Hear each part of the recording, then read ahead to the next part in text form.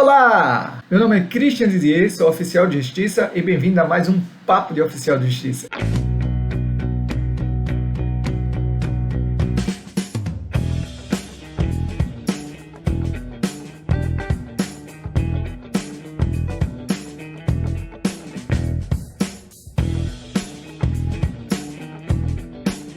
Vamos lá! Hoje o vídeo vai falar sobre violação de domicílio e sobre a possibilidade do policial verificar as mensagens do WhatsApp durante uma abordagem. Tá? Essa foi uma pergunta formulada no canal por um dos seguidores e nós vamos trazer a resposta de hoje. O vídeo tende a ser mais objetivo, mais conciso, trazendo uma abordagem voltada ao servidor público no exercício da sua atividade, mas que de forma reversa vai servir ao cidadão com informação. Como o intuito aqui é ser objetivo, o conteúdo que respalda tudo que eu vou falar vai estar nas descrições do vídeo. Então, se você quer ter uma noção mais aprofundada, quer ler os artigos que eu vou utilizar como base para as minhas conclusões, é só você entrar no link e dar uma lida e fazer suas considerações, ok? Então, de forma objetiva, vamos lá. Primeiro ponto, violação de domicílio. É um tema que eu já falei em uma live e eu volto a falar aqui agora de uma forma mais precisa e mais objetiva, tá? Inicialmente, sobre essa questão, a gente vai abordar dois pontos. O primeiro deles é o seguinte: você vai ver que a violação de domicílio, ela está prevista na Constituição, no artigo 5º, no inciso 11º, tá? Está aí na sua tela, você vai ver o seguinte, que ele diz o seguinte, o inciso 11º do artigo 5º da Constituição. A casa é asilo inviolável do indivíduo, ninguém nela poderá penetrar sem consentimento do morador, salvo, ou seja, como exceção, caso em flagrante delito, desastre, para prestar socorro ou durante o dia, por determinação judicial. Os dois pontos que nós vamos abordar aqui nesse vídeo é sobre o flagrante delito, ou seja, sobre a exceção ou a quebra dessa proteção constitucional em caso de flagrante delito por parte das forças policiais, em regra, e também por mandado judicial, que alguns são executados pelas forças policiais e outros pelo oficial de justiça. Então, de forma muito clara, há um entendimento firmado já pelo STF em repercussão geral sobre a questão da violação no exercício da atividade policial. É importante deixar claro para os colegas das forças de segurança que o principal objeto que autoriza a entrada na residência sem mandado judicial é a fundada razão. Na live de segunda-feira eu fiz um comentário sobre um vídeo da polícia de Alagoas, onde eles tinham pego um contexto de dois cidadãos que tinham praticado vários assaltos, roubado vários celulares.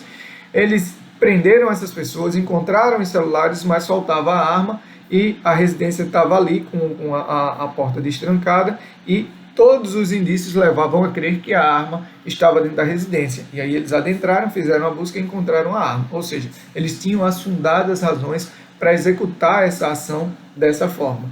De igual modo, nós verificamos outra situação de uma denúncia, onde supostamente tinha gente que estava traficando, ou que estava com drogas, que tinha arma, que era procurado pela polícia, mas que ao chegar lá se depara com um imóvel de muros altos, não era possivelmente a visualização da situação, não havia elemento concreto absolutamente nenhum que permitisse adentrar ali na residência. Então, há necessidade de que se tenha um zelo com esse tipo de coisa. Por quê? Porque a repercussão dessas questões, ela pode trazer um prejuízo muito maior, tanto para o servidor público, tanto para o policial no exercício da sua função, que pode ser penalizado administrativamente, penalmente, civilmente. Então, assim, e por fim, o mais grave, que todas as provas colhidas, que todo o material apreendido, fruto daquela operação, terminará não tendo mais validade. Vamos aqui a essa notícia aqui do STF. Veja, em 2015 já o STF, em repercussão geral, decidiu que a entrada forçada em domicílio sem mandado judicial só é lícita mesmo em período noturno, quando amparada em fundadas razões devidamente justificadas a posteriori, que indique que dentro da casa ocorre situação de flagrante delito sob pena de responsabilidade disciplinar, civil, penal do agente ou da autoridade e nulidade dos atos praticados, como eu acabei de dizer. O que foi que eu acabei de dizer? Ora, quando você tem fundadas razões, você está respaldado, você está resguardado de todas as formas. Por quê?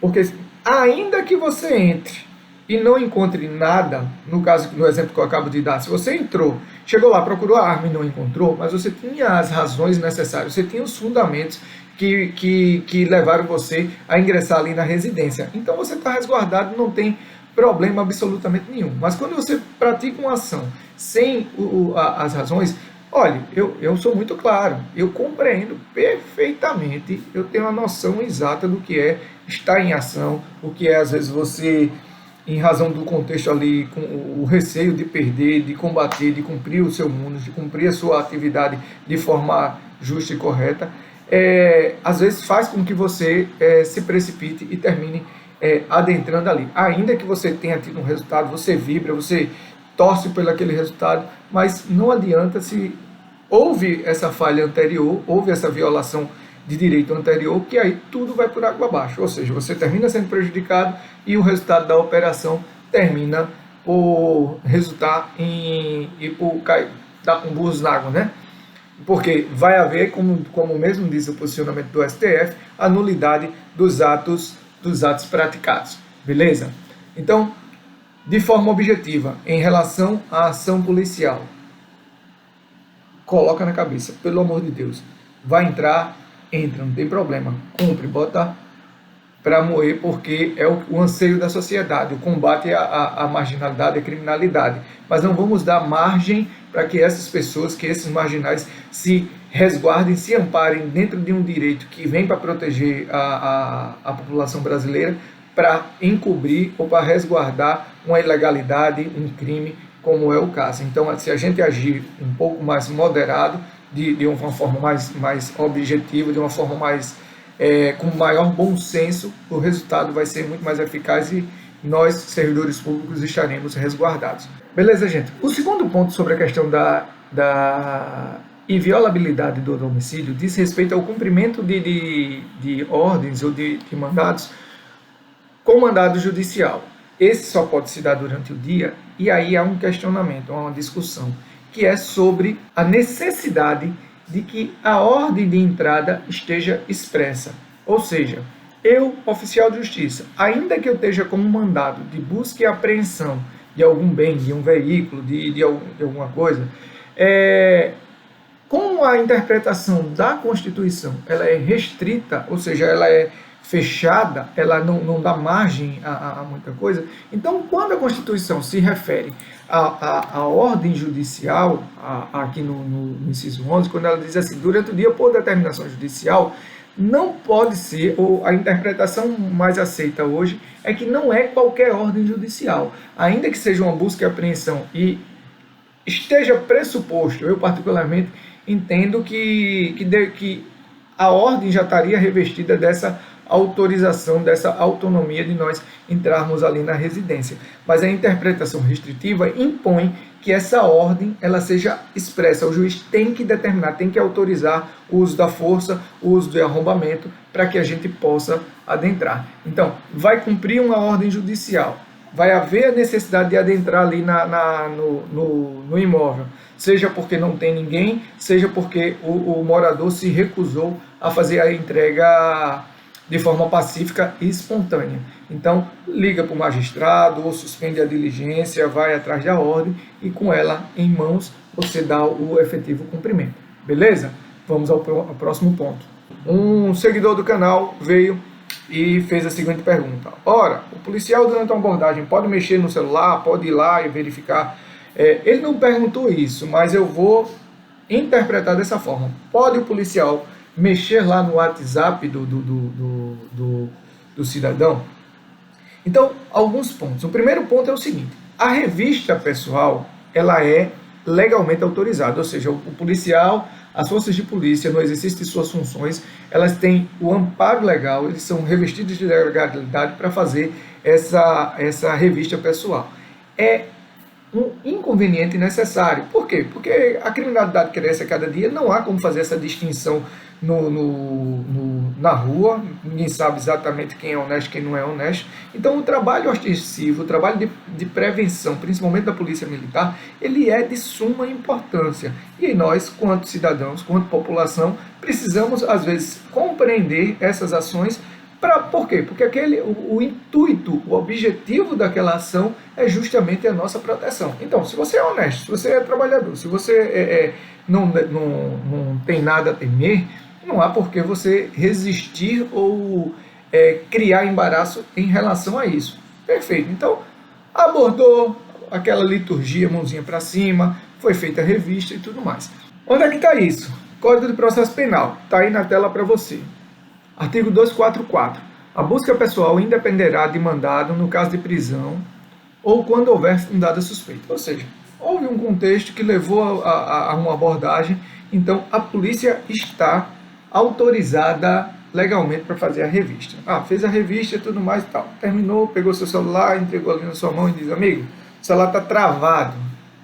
O celular está ali travado. Amigo, destrave o celular que eu quero fazer a verificação do e-mail. E-mail é o número de registro daquele aparelho. Ele é análogo ou semelhante ao chassi do veículo. Você sofre uma abordagem e você está no veículo, é verificado se aquele veículo tem queixa de roubo, de furto, se ele é clonado, e para isso há a verificação do chassi. Tem na frente do carro, tem embaixo do banco, tem nos vidros, e tal qual o veículo, o celular também tem um número semelhante que identifica aquele aparelho, que individualiza aquele aparelho. Então ele vai verificar também se há queixa de furto ou roubo quanto àquele celular. E ele precisa desse número. Então, isso ele está autorizado, ele está revestido de legalidade para o fazer. Mas, quando se trata de mexer nas mensagens de WhatsApp, fica a advertência. Não pode, taxativamente não pode. Dois fundamentos. Primeiro, nós temos aqui duas decisões, uma do STJ e uma do STF, exatamente nesse sentido. Estou mostrando aí na tela para você. Gilmar Mendes conclui aqui da seguinte forma. Já vou pular aqui embaixo, tá certo? Contudo, segundo o relator Gilmar Mendes, a modificação das circunstâncias fáticas e jurídicas, a promulgação de novas leis, ele está falando aqui, se referindo aqui ao Marco Civil da Internet, a promulgação de novas leis e o significativo desenvolvimento das tecnologias da comunicação, do tráfego de dados e dos aparelhos smartphones leva, nos dias atuais, a solução diferente. Penso que se está diante de um típico caso de mutação constitucional. Ele destacou que, no âmbito infraconstitucional, a norma do artigo 7º, inciso 3º do Marco Civil da Internet, como acabei de dizer, é elucidativa ao prever a inviolabilidade do sigilo de comunicações privadas armazenadas, dados armazenados, salvo por ordem judicial. Entendo que o avanço normativo nesse importante tema de proteção dos direitos à intimidade e à vida privada deve ser considerado na interpretação do alcance das normas do artigo 5º, inciso 10 e 12 da Constituição Federal. Sem sair já da tela, eu já vou logo mostrar aqui. Marco Civil da Internet, garantia os direitos e deveres da internet. Está lá no artigo 7º, inciso 3º. Acesso à internet é essencial ao exercício da cidadania. Aos usuários são assegurados os seguintes direitos. Inciso 3º. Inviolabilidade e sigilo das comunicações privadas armazenadas, salvo por ordem judicial. Primeiro ponto. Na Constituição, qual foi a referência que ele deu? Inciso 10. São invioláveis a intimidade, a vida privada, a honra, a imagem das pessoas, assegurado o direito à indenização pelo dano material ou moral decorrente da violação. Inciso 12. É inviolável o sigilo da correspondência, das comunicações telegráficas, dos dados de comunicação telefônica, salvo em último caso por ordem judicial. STJ, do mesmo jeito, em julgamento a um habeas corpus. A análise dos dados armazenados nas conversas de WhatsApp revela manifesta violação à garantia constitucional à intimidade e à vida privada, razão pela qual se revela imprescindível a autorização judicial devidamente motivada, o que nem sequer foi requerido no caso aqui concreto. Beleza? Voltando para mim.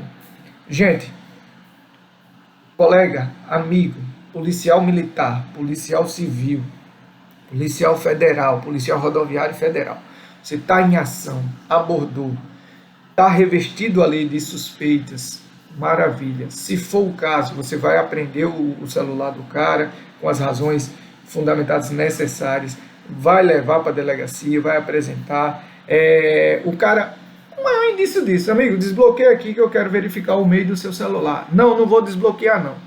Se o cara diz que não vai desbloquear, já mudou ali o padrão. Porque o cidadão honesto, o cidadão de bem, o cidadão que tem certeza que aquele objeto foi adquirido com esforços pessoais, comprou, legal, com nota fiscal, tudo bonitinho, não vai haver registro de furto do aparelho. Então não há razão para ele não permitir que seja feita a verificação. Se ele nega, já há ali alguma coisa de errado, alguma coisa que levanta a suspeita e muda o padrão da abordagem. Então, conduz para a delegacia, beleza, é feita a apreensão do celular, solicita-se uma ordem judicial, a autoridade policial vai verificar o conteúdo e dali segue-se a investigação para os fins necessários. Então, não se expõe, não se coloca numa situação de constrangimento. Verificar se o aparelho é roubado ou não, beleza, positivo. Verificar o conteúdo, as mensagens de WhatsApp, não. Por quê? Vai causar nulidade dos atos, tudo que foi feito, tudo que foi decorrente, não vai funcionar. Eu vi o depoimento de um delegado de polícia exatamente nesse sentido. Chegou, foi preso o celular fica resguardado lá, é solicitada a ordem judicial, quando chega é feita a verificação, é feita a análise das informações para ir seguir, tá certo? Há uma proteção constitucional quanto a isso, e até que haja uma mudança nesse sentido, a gente vai respeitar. Por quê? Porque nós, servidores públicos, atuamos e agimos dentro da estrita legalidade, dentro dos estritos ditames legais. Por quê? Porque somos corretos, queremos fazer o melhor, queremos ver o nosso país crescer e queremos acabar e dar o resultado que a população tanto anseia e espera por nós. Espero ter ajudado, espero ter respondido a pergunta do seguidor, tá certo? Grande abraço, conto com você, gostaria que você pudesse nos seguir nas redes sociais, certo? Queria também que você pudesse se inscrever no canal, caso goste ou esse conteúdo esteja contribuindo para a sua vida, e dar um like aí para poder, será a sua forma de retribuir o nosso trabalho e o nosso conteúdo, tá bom, gente? Grande abraço, obrigado mais uma vez por sua presença, valeu!